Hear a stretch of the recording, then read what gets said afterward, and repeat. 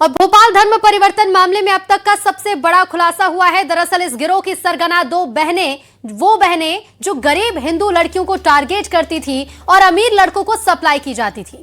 खबर यह है कि गरीब लड़कियों की बड़ी पार्टियों में सप्लाई हो रही थी। साथ ही गैंग हिंदू लड़कियों का धर्मांतरण भी कराता था। फिलहाल पुलिस ने 4 आरोपियों को गिरफ्तार किया है, जिसमें 2 सगी बहनें शामिल हैं। तीसरा आरोपी जमाल है, ये वही है जो लड़कियों से दुष्कर्म करता था और प्रताड़ित करता था। साथ ही जो चौथा आरोपी है उसका नाम चंदन यादव है। खबर यह भी है कि इस आरोपी ने भी अपना धर्म परिवर्तन किया। फिलहाल इस गैंग से जुड़े 2 आरोपी फरार हैं, जिनकी तलाश की जा रही है। उधर मामले को लेकर नाराज हिंदू संगठनों ने प्रदर्शन करते हुए आरोपियों के खिलाफ कड़े एक्शन की मांग की है। धर्मांतरण के बढ़ते मामले को लेकर हिंदू संगठनों ने नाराजगी जताते हुए कहा कि शांति के टापू की जगह अब एमपी रेप, धर्मांतरण, गौ हत्या, सेक्स रैकेट का टापू बनता जा रहा है।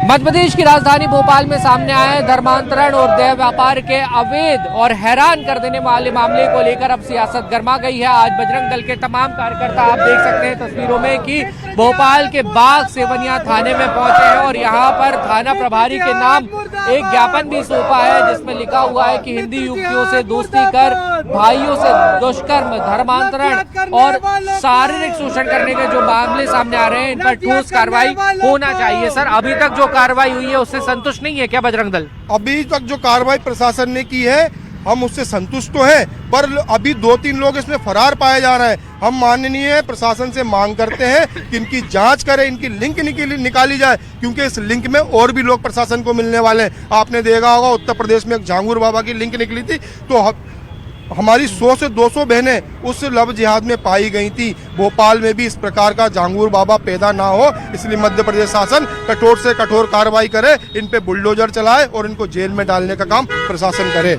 ये लगातार इस तरीके के मामले भोपाल में क्यों हो रहे हैं? कभी गाय भोपाल में कट रही है और इस तरीके के धर्मांतरण के केसेस भी पहले आ चुके हैं। इसको शासन का, प्रशासन का फेलियर मानते हैं आप? जी बिल्कुल फेलियर है। जैसे मध्य प्रदेश के माननीय मुख्यमंत्री जी ऐसा कहते हैं कि मध्य प्रदेश शांति का टापू है, मैं कहना चाहता हूं अभी शांति का टापू नहीं रहा। हिंदू बेटियों के साथ लव जिहाद करने का मुख्य रूप से एक अड्डा बनाया जा रहा है, बल्कि लव जिहाद का टापू बन चुका है। गाय माता को भी यहीं काटा जा रहा है, 26 टन गोमांस भी यहीं पकड़ा गया। इसके पहले टीआईटी की भी कई घटनाएं आई। लव जिहाद के कुचक्कर यहाँ पर निरंतर की जा रहे हैं और हाल ही में सूटकेस में एक लड़की की बॉडी भी मिली।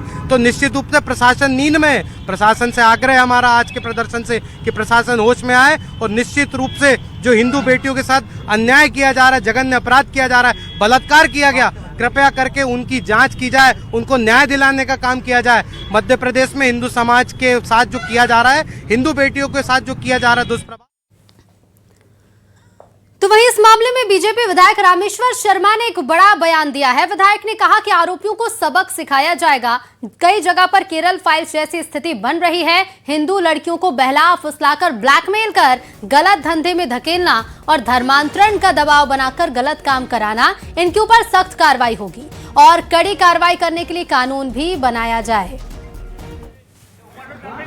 मुसलमान लड़के और मुसलमान लड़कियां हिंदू बहन बेटियों से दोस्ती करके उनको जाल में फंसाती हैं और उनको गलत कामों में इन्वॉल्व करती हैं। बाद में उनके वीडियो बनाती हैं और उनको डरा धमकाकर उनको बार बार ब्लैकमेल किया जाता है। और इसलिए मैं चाहूंगा कि अब सरकार को लव जिहाद और धर्मांतरण करने वाले षड्यंत्रकारियों पर, चाहे पुरुष हो या महिला, ऐसे अपराधियों पर सख्त कार्रवाई करने की आवश्यकता है। और हमारी अब कोशिश रहेगी कि ऐसे धर्मांतरण करने वाले लोगों के खिलाफ आने वाले दिनों में और भी कठोर कार्रवाई के लिए कानून बनाए जाए। तो विधायक रामेश्वर शर्मा का बयान आपने सुना। धर्मांतरण मामले को लेकर उन्होंने कहा कि आरोपियों को सबक सिखाया जाना चाहिए और सख्त कार्रवाई के लिए कानून भी बनने चाहिए। बड़ा बयान विधायक रामेश्वर शर्मा ने दिया है। कहा है कि कई जगह केरल फाइल्स जैसी स्थिति बन रही है। हिंदू लड़कियों को बहलाया फुसलाया जा रहा है, ब्लैकमेल किया जा रहा है और गलत धंधे में धकेलकर धर्मांतरण का दबाव बनाकर गलत काम करने वालों पर कार्रवाई होनी चाहिए। शिवकांत हमारे साथ लाइव जुड़ गए। शिवकांत, क्या अपडेट है? 4 आरोपी पुलिस की गिरफ्त में है, जिसमें 2 सगी बहनें भी शामिल हैं।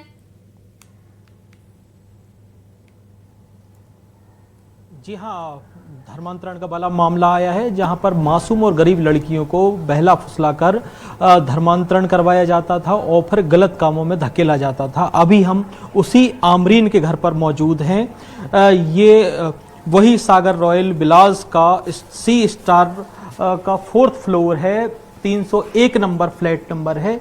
इसी में आमरीन अपनी बहन के साथ, अपने 2 बच्चों के साथ रहती थी और साथ में चंदन यादव भी रहता था। बताया जा रहा है कि उसने भी अपना धर्म परिवर्तन करा लिया था। सबसे पहले जो पीड़िता है वो यहीं आई थी और यहीं चंदन यादव ने नशीले कुछ पदार्थ खिलाकर उसके साथ रेप किया था, वीडियो बनाया था, जिसके बाद फिर उसको लगातार यहाँ से धर्म परिवर्तन के लिए दबाव बनाया गया। बाहर जाने के दौरान बुर्का पहनने का दबाव बनाया गया और इसके बाद जब उसने विरोध किया तो उसको धमकाया गया कि उसके बड़े लोगों से संबंध है, वो कभी भी उसको मरवा सकती है।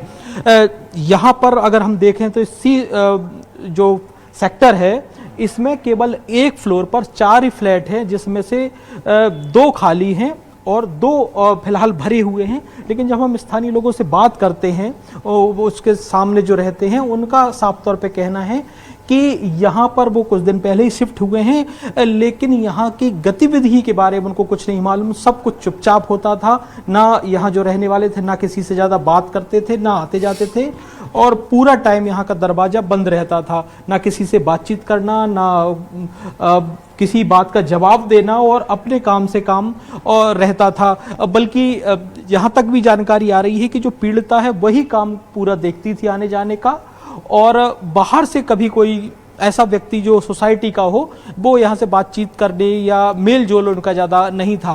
फिलहाल आमरीन और आफरीन दोनों पुलिस हिरासत में हैं।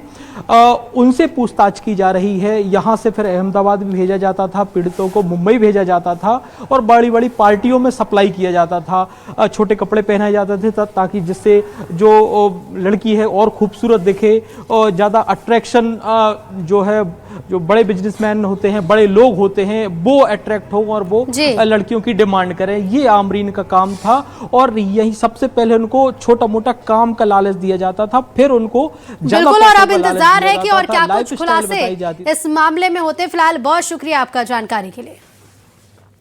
और चलिए अब बात बैतूल की करेंगे, जहां किन्नर धर्मांतरण मामले में एक बड़ी खबर है। धर्मांतरण मामले को लेकर मुल्ताई में एक कार्यक्रम हुआ। किन्नर अखाड़े से मंडलेश्वर पहुंचे 50 से ज्यादा किन्नरों की घर वापसी कराई जा रही है। अनुष्ठान के बाद ताप्ती तट जाएंगे सभी किन्नर।